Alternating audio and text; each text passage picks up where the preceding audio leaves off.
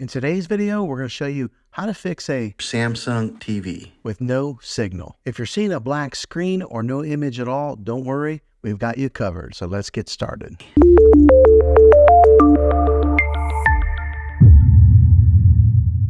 Step 1, check your connections. First things first, let's check all the connections, ensure that all the cables are securely plugged in, and this includes the HDMI cables, power cables, and any other connections that you might have. After you've done that, let's move on to the next step. Step 2, select the correct input source. Next, let's make sure that your TV is set to the correct input source. Using your remote, press the source or the input button to cycle through the available inputs until you find the one that your device is connected to. If you have multiple devices connected, make sure you're selecting the right one.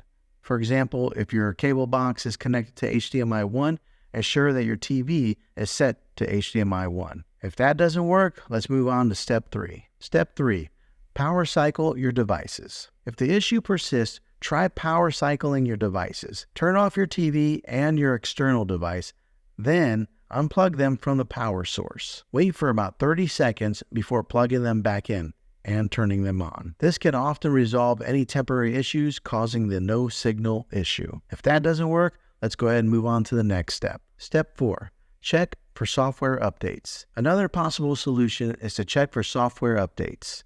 On your TV, go to Settings menu, then select Support and Software Update. If there's an update available, follow the on-screen instructions to install it. Depending on the year and model of your TV, this may look a little different.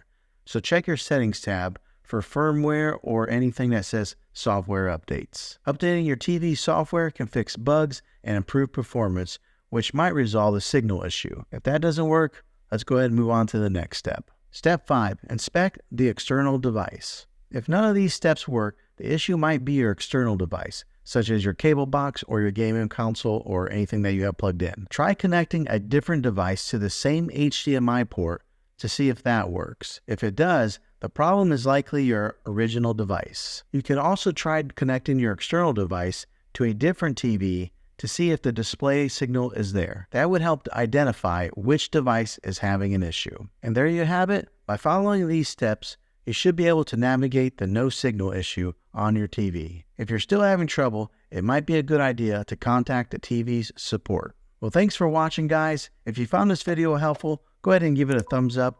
Go ahead and subscribe to my channel. I make tech videos all the time, and I would love to have you back in the next one. Take care.